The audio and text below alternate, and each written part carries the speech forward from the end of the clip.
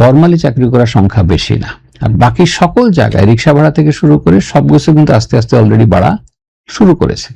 সুতরাং এটাও সত্য হবে না যে কারো ইনকাম বাড়বে না। তবে সরকার যেটা করছে, আমি যেটা বুঝতে পারছি সরকারের হিসাবে, তারা তো অল্প করে দিচ্ছে। আমরা যদি বাজেটকে একটা কি বলে স্যালারিকে পুরো ইমপ্লিমেন্ট করি, তাহলে একসাথে যে পরিমাণ ইনফ্লেশন হতো এটাকে 3 ভাগে করলে এটার ইম্প্যাক্ট খুবই সামান্য হবে, একটা খুবই সামান্য ইম্প্যাক্ট। কারণ আমি এভাবে চিন্তা করেন, টোটাল সরকারি কর্মকর্তা হচ্ছে 13 লক্ষ, আর আমার ইকোনমি হচ্ছে, টোটাল ফ্যামিলি হচ্ছে 4 কোটি।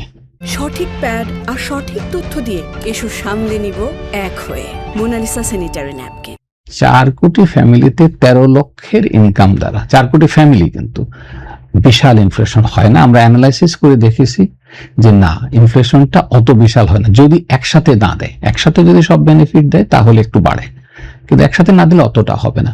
কিছুটা শহরাঞ্চলে প্রভাব হবে, এটা সত্য।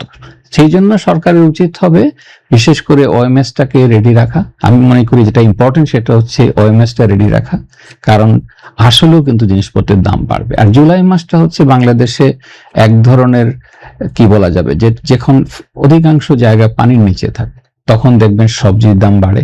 এটা আজকের না, আমার কাছে যেটা মনে হয় আমাদের হিস্টোরিক্যালি যে জুন মাসে বাজেট দেওয়া এটা একটা ভুল।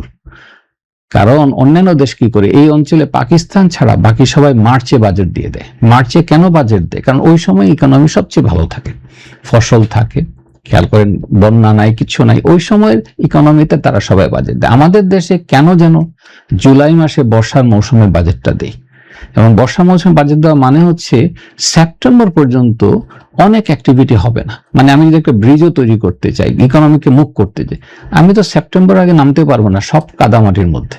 সুতরাং আমার কাছে মনে হচ্ছে বাজেটের এই চিন্তা ভাবনাগুলো আর একটু ভিতর থেকে দেখা উচিত, যে কেন ভারত মার্চ মাসে বা আমার ধারণা মার্চ মাসে বাজেট দেয়, কেন পৃথিবীর অন্যান্য দেশ ইভেন কানাডার মতো দেশ ফেব্রুয়ারি মাসে বাজেট দেয়।